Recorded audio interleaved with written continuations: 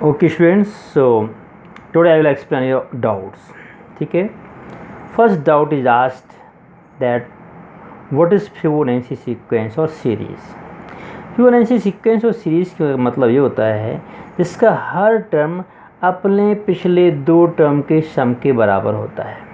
जैसे A N term है तो ए एन टर्म होगा ए एन माइनस वन, मान लो A N minus one and A N minus two का सम. मान लो एन इक्व टू 7 है तो ए 7 इक्व टू होगा 7 माइनस वन मीन 6 और 7 माइनस टू मतलब 5. 6 और फिफ्थ टर्म का सम मतलब 7 टर्म 6 एंड फिफ्थ टर्म को ऐड करने से आएगा 58 term A49 plus A48. 58 term जो 50वां टर्म है 49 टर्म और 48 टर्म के सम के बराबर होगा ना. कोई सा भी टर्म 15वां टर्म निकालो तो 14 और 13 टर्म को ऐड करने से 15 टर्म आएगा. तो ऐसे केस में फर्स्ट और सेकंड टर्म को वो दे देते हैं कि फर्स्ट मान लो A1 A2 इक्वल टू 5 है या A1 equal to A2 equal to 1 है या A1 A2 अलग अलग भी हो सकते हैं A1 5 A2 7. तो first two term will be given और थर्ड टर्म से हम निकालना शुरू कर देंगे. Third term equal to A2 plus A1. तो जैसे यहाँ 5 पे 5 लिया तो 5 प्लस 5 10. फोर्थ टर्म क्या होगा थर्ड और टू का सम पिछले दो का total. Third term plus total third term plus second term. Third term 10 आया और सेकंड टर्म 5 था 15. फिफ्थ टर्म क्या होगा A4 प्लस A3 ना. जो टर्म निकालना है वो अपने पिछले दो टर्म का सम और first two terms will be given in the question. तो ऐसे सीक्वेंस या सीरीज को कहते हैं फिबोनाची सीरीज. सो इसमें कन्फ्यूजन की ज़रूरत नहीं है. पहले दो टर्म हमारे उस क्वेश्चन में दिए गए थे A1 equal to A2 equal to 1 और A3 से निकालना शुरू कर दिए थे. हाँ, उसमें क्वेश्चन अलग था कि वो तो फिबोनाची सीरीज थी पर आपको AN plus 1 upon AN plus 2 upon ऐसा कुछ उसका निकालना था आपको. ठीक है, उस क्वेश्चन में यदि डाउट है तो वो क्वेश्चन ही बताना तो हम फिर से आपको एक्सप्लेन कर देंगे. Now question number 25. अब क्वेश्चन नंबर 25 और 27 और 30 तीन क्वेश्चन के हमारे पास डाउट आए हैं. ठीक है, क्वेश्चन नंबर 25 ये है ABCDRNGP. तो हमें शो करना है A square plus B square plus C square into B square plus C square into D square plus D square equal to AB plus BC plus CD का whole square. चलिए क्या किया हमने ABCD काय में GP में है मतलब A में कुछ मल्टीप्लाई करें तो B आ जाएगा, B में मल्टीप्लाई करें तो C आ जाएगा. तो हमने मान लिया कि मान लो फर्स्ट इसका कॉमन रेशियो कितना है R है. एक कॉमन रेशियो R है, फर्स्ट टर्म A है तो B कौन हुआ सेकेंड टर्म तो B इक्वल हो जाएगा AR. B में R A में R का मल्टीप्लाई करने से तो B आएगा और C हो जाएगा AR स्क्वायर. एक और R का मल्टीप्लाई कर देंगे तो C आ जाएगा और D हो जाएगा AR क्यूब. तो इस तरीके से हमने A B और B C और D की वैल्यू A और R के टर्म में निकाल ली. अब हमने लेफ्ट हैंड साइड ली A square plus B square plus C square B square plus C square plus D square. इसमें वैल्यू रख दी A की जगह तो A स्क्वायर. B कितना है AR तो हो जाएगा A square R square. C कितना है AR स्क्वायर तो एक A स्क्वायर R स्क्वायर का हो जाएगा स्क्वायर R4. स्क्वायर भी तो करना है तो इसका स्क्वायर करेंगे तो ये A स्क्वायर R4. यहाँ B स्क्वायर वही A square R square. C square A square R4 और D square A square R6 कर दिए. अब इस पहले ब्रैकेट से A स्क्वायर कॉमन आ रहा है सब में से. देखो A स्क्वायर तो बचेगा 1 R square R to the power 4 और दूसरे ब्रैकेट से A square R square common आ रहा है. A स्क्वायर R स्क्वायर देखो सब में मिल जाएगा तो A स्क्वायर कॉमन ले लिया R स्क्वायर कॉमन ले लिया. Then what will remain here 1. यहाँ से R स्क्वायर चला गया तो R स्क्वायर. यहाँ से R स्क्वायर चला गया तो यहाँ R टू दी पावर 4. ये पावर ऐड होती हैं, ये मत समझना कि क्या कहते हैं 3 बचा. तो अब ये A square R square multiply हो गया A टू दी पावर 4 और R स्क्वायर. फिर ये क्या है 1 plus R square R to the power 4 1 plus R square R to the power 4. ये दोनों दो बार हैं तो दोनों पे दो का स्क्वायर दोनों का स्क्वायर लिख दिया. फिर से देख लो क्या किया हमने B C D को सबको AR के फॉर्म में लिख दिया. सब में इनकी ये वाली वैल्यू डाल दी, ठीक है। सब पे स्क्वायर लगे तो इसको लगा कर रख दिया। यहाँ से ए स्क्वायर कॉमन है, यहाँ से A square R square common है, ये कॉमन लेने से हो जाएगा A to the power 4 R square, और 1 plus R square plus R to the power 4, 1 plus R square plus R to the power 4 2 बार हो जाएगा तो स्क्वायर। अब हम आते हैं राइट हैंड साइड पे। राइट हैंड साइड में A B plus B C plus C D whole square. चलिए तो हम यहाँ वही वैल्यू डाल देते हैं, ए की जगह ए, बी की जगह ए आर, सी की जगह बी ए आर, बी की जगह ए आर, सी की जगह ए आर स्क्वायर, यहाँ A R square A R Q और होल स्क्वायर चल रहा है। तो ए इंटू ए स्क्वायर, यहाँ पे ए स्क्वायर, यहाँ पे ए स्क्वायर सब में आ जाएगा, और यहाँ पे आर क्यूब और यहाँ पे आर टू दी पावर 5।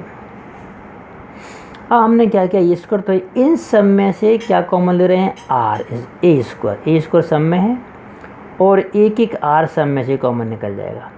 तो अंदर बचेगा 1, ए स्क्वायर आर कॉमन ले लिया तो अंदर बचेगा 1, यहाँ पे ए स्क्वायर चला गया आर स्क्वायर, यहाँ बचा R to the power 4, whole क्या है स्क्वायर। अब ये स्क्वायर इस पे भी लगा तो हो गया A4 आर स्क्वायर, और ये इस पे लगा तो हो गया 1 plus R square plus R 4 का होल स्क्वायर। और यही है राइट हैंड साइड, और यही आई थी लेफ्ट हैंड साइड। तो लेफ्ट राइट दोनों सेम है, हैंस प्रूव्ड। अब चलते हैं 27th क्वेश्चन पर।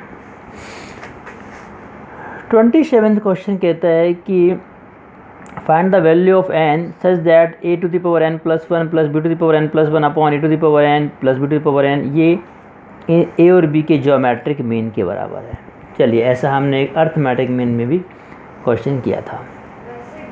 तो हमने लिख दिया यदि ये ए बी के ज्योमेट्रिक मीन के बराबर है तो ए बी का ज्योमेट्रिक मीन क्या होगा, G M of A B क्या होगा, ए एंड बी क्या होगा, हमने सिखाया था ना, अंडर रूट ए बी होता है। तो इसको अंडर रूट ए बी के इक्वल हमने लिख दिया। अब बस कैलकुलेशन है सर, ये जो कहते हूँ और ये यहाँ मल्टीप्लाई होगा। तो A to the power N plus B to the power N into under root A B. अब ये अंडर रूट ए बी का मल्टीप्लाई इससे हुआ, तो यहाँ ए के ऊपर कितने की पावर है, एन की, और यहाँ ए के ऊपर 1/2 की पावर। तो A to the power N plus 1/2 और बी टू दी पावर 1/2 रहेगा, ठीक है ना। इसको समझ लो ना अच्छे से, ये ऐसा है A to the power N plus B to the power N और अंडर रूट ए बी को ले सकते हैं A to the power 1/2 B to the power 1/2। यदि रूट समझ में नहीं आ रहा है तो जब इसको मल्टीप्लाई करेंगे तो A to the power N plus 1/2 और बी टू दी पावर 1/2 अकेला रहेगा। फिर इसका मल्टीप्लाई इससे करेंगे तो A to the power 1/2 B to the power N plus 1/2 हो जाएगा, ठीक है। इतनी बात हमें लगता है समझ में आ गई होगी। अब एक ही पावर्स को एक तरफ कर ले, एक ही बड़ी पावर को एक तरफ कर लेते हैं। तो A to the power N plus 1 और ये वाला हिस्सा A to the power N plus 1 1/2 N plus 1/2 B to the power 1/2 इस तरफ, और यहाँ A to the power 1/2 B to the power N plus 1/2 और ये B to the power N plus 1 इस तरफ ट्रांसफ़र कर लिया। ये एक ही बड़ी पावर इस तरफ हो गई। अब हमने क्या किया, A to the power N plus 1 को लिख दिया 1/2 प्लस 1/2 समझाने के लिए आपको, और ऐसे यहाँ के हमने इस 1 को लिख दिया 1/2 प्लस 1/2। तो देखो लेफ्ट हैंड साइड में क्या कॉमन है, A to the power N plus 1/2 A to the power N plus 1/2 common इन दोनों में से, तो ले लिया कॉमन। यहाँ बचेगा A to the power 1/2 only, और यहाँ माइनस में बचेगा B to the power 1/2। Video को बीच में रोक के आपको कुछ समझना, ये प्लस में तो मतलब इसका मतलब ये A to the power N plus 1/2 into A to the power 1/2, तभी तो पावर आपस में ऐड हुई। तो ये समझ गया। अब बार बार हम इसको तोड़ के अलग लिख के समझाएंगे, वो तो अब 11th क्लास में आ गए आप। इसी तरीके से यहाँ से B to the power N plus 1/2 B to the power N plus 1/2 हमने कॉमन ले लिया, तो A to the power 1/2 minus यहाँ से बच गया बी टू दी पावर 1/2। अब ये अपॉन ये इसके अपॉन में कर दिया, तो A upon B whole power N plus 1/2 N plus 1/2 कर दिया, दोनों पे एक सी पावर है। और यहाँ A to the power 1/2 minus B to the power 1/2 upon A to the power 1/2 minus B to the power 1/2 आ गया। तो ये कट के हो गया 1 और 1 आ गया, और 1 को लिख सकते हैं a/b होल पावर 0, क्योंकि यहाँ का बेस सेम बनाना है, तो a/b होल पावर 0।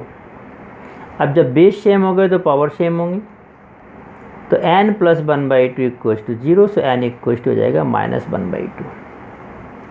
इसको आप बार बार वीडियो को पॉज कर करके कि एक एक चीज़ को समझेंगे और इसको लिखेंगे तो समझ में आएगा। सिर्फ एक्सपोनेंट ऑफ पावर के एक्सपोनेंट के रूल्स आपको पता हैं, उनके क्वेश्चन बनते हैं तो आप आसानी से इसको कर लेंगे। एक क्वेश्चन और इन्होंने बोला है कि 30th क्वेश्चन पूछा है कि एक जगह एक बैक्टीरिया है और वो हर घंटे में डबल हो जाते हैं। शुरुआत में 30 हैं, तो बताओ सेकेंड आवर में कितने हो जाएंगे, फोर्थ आवर में कितने हो जाएंगे, nth आवर में कितने हो जाएंगे। बहुत ही सिंपल है। शुरुआत में 30 हैं तो a इक्वल्स टू 30 और r इक्वल्स टू, क्योंकि डबल और 2 का मल्टीप्लाई हुआ। आफ्टर सेकेंड आवर, अब यहाँ बात समझने की, सेकेंड आवर को लोग समझ लेते हैं सेकेंड टर्म। सेकेंड टर्म नहीं हुआ, पहला तो 30 है, फर्स्ट आवर बाद यहाँ हो जाएंगे इसके 60, और सेकेंड आवर बाद हो जाएंगे 60 के डबल 120। मतलब सेकेंड आवर के बाद जो टर्म आने वाला वो थर्ड टर्म है। After second hour what will be there third term. Third term मतलब a3 मतलब ar²। तो a30, r है 2, तो 2 का स्क्वायर 4, 4 × 30 120। वो चाहे ऐसे निकाल दो, शुरुआत में 30, एक घंटे बाद 60, अगले घंटे बाद 120। आफ्टर फोर्थ आवर, जब फोर्थ आवर निकालेंगे तो after first hour, second hour, third hour, fourth hour. Fourth hour कौन सा टर्म बनेगा, first, second, third, fourth, fifth term. After fourth hour मतलब fifth term. Fifth term means ar⁴। So a means 30, r means 2, 2⁴ solve किया तो 480। इसी तरीके से after nth our कौन सा टर्म बनेगा, n+1th टर्म। जैसे r 5वां टर्म बन रहा है, सेकेंड बार थर्ड टर्म बन रहा है, ऐसे nth आवर बनेगा n+1 टर्म। तो होगा उसका नंबर, उसकी वैल्यू होगी ar⁴n+1 -1 means ar⁴n। a means 30, r है 2, 2⁴n। इस तरीके से हो गया। जल्दी से एक क्वेश्चन बताते हैं हम मिसलेनियस का, और इस तरीके से एक्सरसाइज खत्म होगी। अब कल से आप डाउट पूछेंगे, और you are allowed to ask doubt from any chapter because we don't have sufficient time to revise chapter wise. देखिए ये क्वेश्चन है कि जल्दी से मिसलेनियस से दिया है 5 + 55 + 5 + 5 n टर्म्स का हमें सम निकालना है। आपने कैसे किया इसको, सब में से 5 कॉमन ले लिया, यहाँ बचा 1 11, तो मल्टीप्लाई करने 5 बन जाए 5, 5 बन जाए 55, ऐसे आएगा। अब सब में 9 का मल्टीप्लाई किया, 9 से डिवाइड और 9 से मल्टीप्लाई, तो 5/9, 9 बन जाए 9, 99, 999 ऐसे कर दिया। अब हमने क्या किया, ये तो 5/9 चल रहा है, इस 9 को लिख दिया 10-1।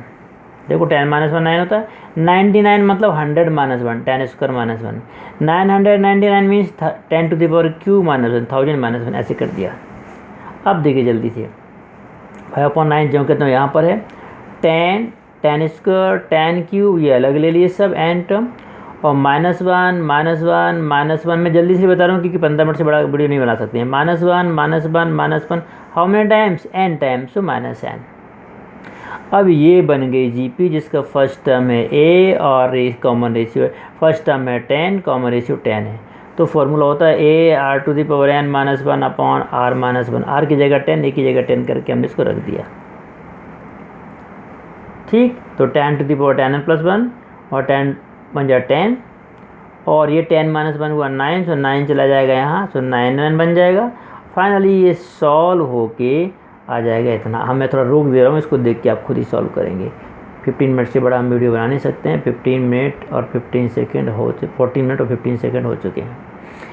Okay, so now tomorrow onwards you have to ask doubt from any chapter. आप अपने मन से रिवाइज करिए, डाउट भेजिए, हम उन पर्टिकुलर चैप्टर्स के डाउट्स आपको बताएंगे, क्योंकि 10-15 दिन बचे हैं, चैप्टर वाइज नहीं हो पाएगा पूरा। ठीक है, बीच में कई छुट्टियां भी हैं, टीचर्स डे है, सेकेंड सैटरडे है, इसलिए 8-10 दिन की पढ़ाई होनी है, तो आप अपने हिसाब से डाउट्स को भेजेंगे।